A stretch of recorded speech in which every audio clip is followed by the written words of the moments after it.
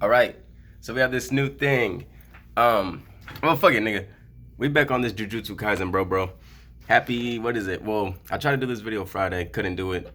Worked in the daytime on Friday, so we just gonna get right into the mix. Now, how we do this is how the way I do Boruto, and that's how, basically I have a list of notes, and we go through them sequentially based upon how the episode rolled out and the things that popped into my head. Yes, I'm in a hotel today. It was too hot, dog. I couldn't sleep in the van last night, dog. It was too fucking hot. I needed to take a shower after yesterday's shift. I didn't want to go home. Well, my car smelled like fucking McDonald's, or I don't even work at McDonald's. I don't want to smell like French fries. Work at the motherfucking Wendy's. Shout out to the motherfucking Wendy's. Shout out to my lovely manager. As in, I don't want to, because look, bro, we in this time where you got to watch your words. I bought this woman a coffee yesterday at my job, and then the whole crew, they thought this was all some romantic shit, and it kind of frustrated me throughout the day. I'm gonna have to talk to my man. I have to apologize to my manager because I've been cold shouldering her, just because I'm not trying to start no rumors. I'm tired of that shit. But anyway, yeah, this whole Me Too movement is some bullshit. Anyway, point number one. So this is the third episode of Jujutsu Kaisen, and let me just say, this first point, it was just a general appreciation for anime as Gojo. I'm trying to get it right from you, because sometimes niggas is anal. So as Gojo's personality pops when getting Itadori's room and Fushigoro's room situated, it was like this thing where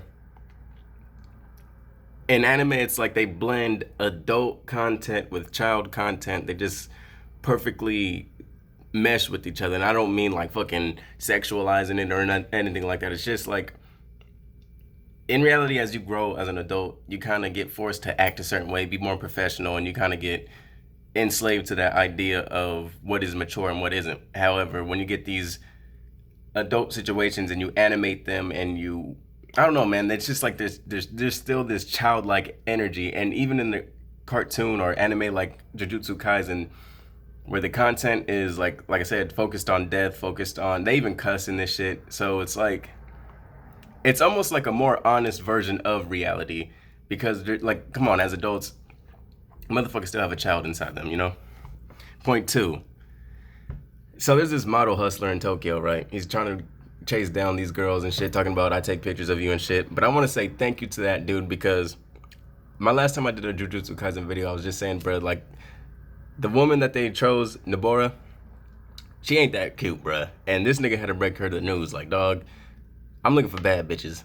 You ain't it, dog. You ain't in it. But it also seems from this first impression of Nobora, she won't be a weak character. She's very strong. She almost seems kind of like built. I wouldn't say buff. And she's not totally a girly girl, which, you know, as she grabs the agent, you could see she's kind of physically dominating him. This episode was even called A Woman of Steel or some shit. So I think she's going to be more of a brute. Point three. And like, I'm trying to keep it low because these motherfucking walls is thin. Itadori, a real one, bruh. How much time? Like, I got 10 minutes. Ooh, let's get this shit going. Itadori calls her a fucking bitch, though. So they're trying to, they're trying to split up. They're really not trying to split up. They're trying to build this like a game plan. Like, how are we gonna go about this curse? Because he's talking about, welcome to Japan. We're gonna go, you know, sightseeing and blah blah blah. Takes them to a fucking like cursed building and shit. So it's really a shit test. Like, we're gonna see where they are. And we're not really testing Itadori, we're testing Nobora. We want to see if she can handle Tokyo ghouls. Not Tokyo ghouls, but Tokyo curses. And I've been spending my time trying to learn the team's dynamic, and it appears as Nobora has more of a knowledge of the curses and everything, because her dialogue with Itadori or with the whole team was kind of like, wait, hold on. He's barely became a member right now. Like, we're barely teaching him certain things. Like, he's supposed to know this shit. And she even calls him a newbie. And she kind of has like this uppity type of vibe with her. But she definitely has the knowledge, or at least more knowledge than Itadori. But she seems as if she lacks a team experience or experience in general. And I say that because it's like she leaves her small village, and it's almost like the real world. Like, you leave a small neighborhood, you go into a big city, and you gotta, like, if you live in a big city, you already know about like pickpocketers and shit like that, scammers and all these things. But she kind of has this little girl mentality or little world mentality, where she wants to come in and she wants to be a model, and she wants, you know, or if you ever watch 90 Day Fiance, you got all these, you know, women coming from different countries coming to America thinking it's all $1 million everywhere, and you can live in Hollywood in 5 seconds. She kind of has that type of immaturity, like a real world or a real life experience immaturity, but she definitely has the knowledge. Point four, Itadori the athlete versus a curse. And I like this because it's like, rather than showing him going through all these training processes and all that, he kind of already has a natural ability, a raw talent. They even say like a raw strength, where he's already jumping and doing flips and he can work a sword. It kind of cuts through all the typical schooling episodes. They are in a school, but it just kind of get and the same thing does with Fire Force, where they are in an academy, but they kind of fast forward. We don't have to watch like five fucking like fucking like, all right, My Hero Academia. The motherfucker was in school for like what, 2 seasons, 3 seasons or some shit, like barely even doing shit. They were fighting each other more than anything, and they kind of cut through that slack. They're already getting into that work straight ahead already, fucking up little level tier, like it was a level 3, level 4 monster, whatever the fuck. And point five, Nobara versus the Tokyo Curses. Now this kind of ties back into my point about her having like a lack of real life experience. And they kind of say that these ghouls, or I keep saying Tokyo because I'm saying Tokyo, but like these curses, they're a little bit more powerful in this, because I guess, and it's a beautiful thing, because curses in Tokyo versus curses in little countries, I guess because the population is so small. Like these, in a bigger city, you got a massive amount of population, so you got these mindsets that are more anxious. They're more there's more fears. There's more there's more of a struggle to live in these bigger cities. They're more expensive. There's more like anxiety and all these things, depression, all these, I guess, these curse-like thoughts that flow into the air. And I don't know if that's what these things feed off of, or that's how these things come about or are born. But the whole way they describe this is a very beautiful point. It's one of my, I think this is gonna be on some real shit. Like, I think I'm gonna fucking love this series. I could tell. It's only 3 episodes in, and I want to first off say, my last video, I accidentally misworded my way of describing the way it looks. It's a very beautiful anime. I don't want no one to think I think this looks like shit. It's a very beautiful anime. It's a very fucking beautiful anime. I was just saying, like, the first episode kind of looked kind of choppy, and I don't know if it was because it was leaked, but like the past 2 episodes have been lovely. They've been, and I said because they looked like shit, but I meant to say like real shit, like legit shit, like legit, not straight shit, but like it looked like some high quality shit. You know what I'm saying?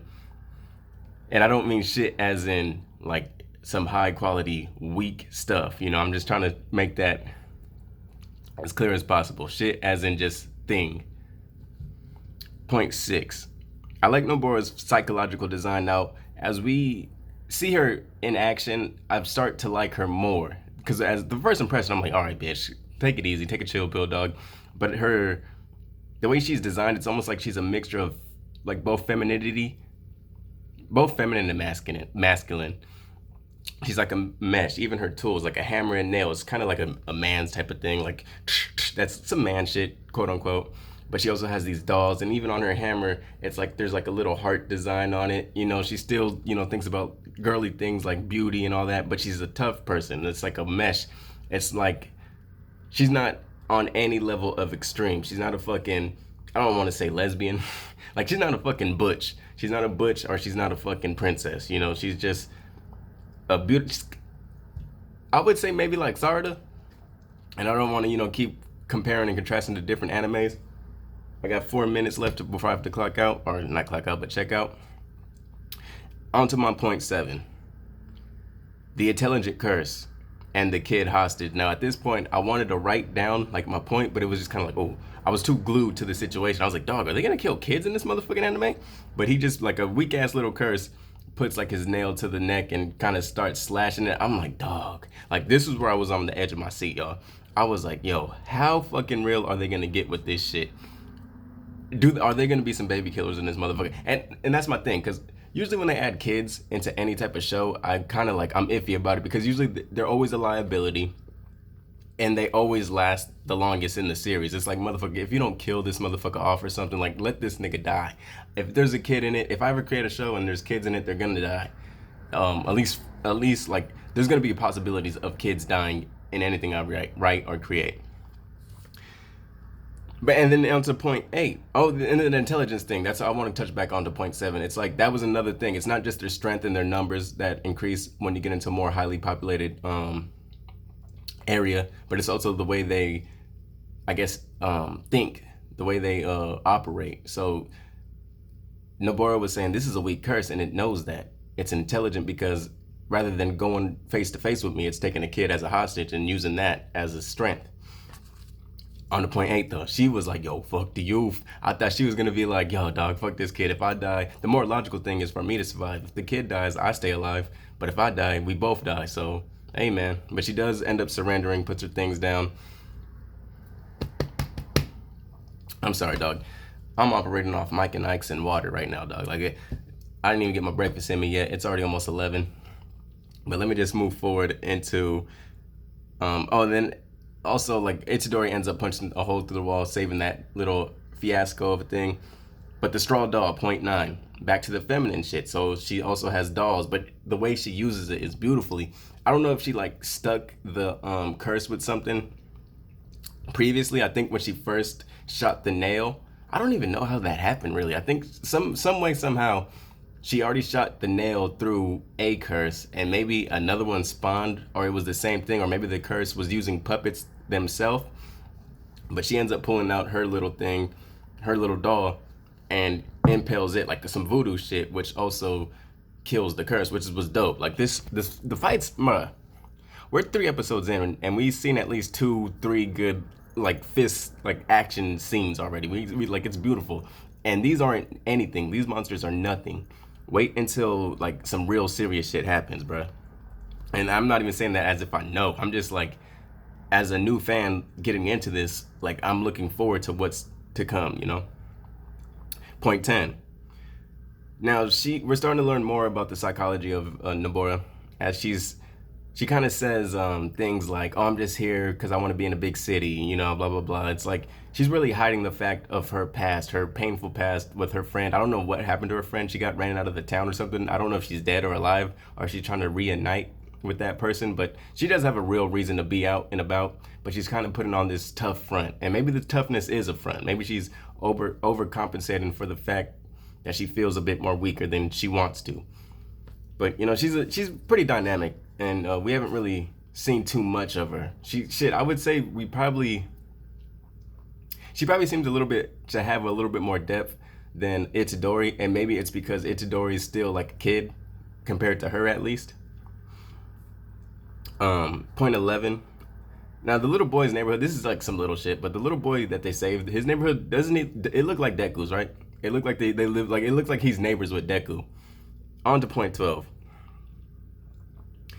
So Fishigoro, you know, the cool guy, he does offer a funny moment near the end of the show. And this is what I mean about like the personalities so far that draw me into this. Because even on episodes or the second episode where it seemed like nothing really was happening to begin with, like just the way they interact with each other, the little nuances of their personalities, is just so appealing, it's so attracting, and it just keeps you glued to the fucking screen.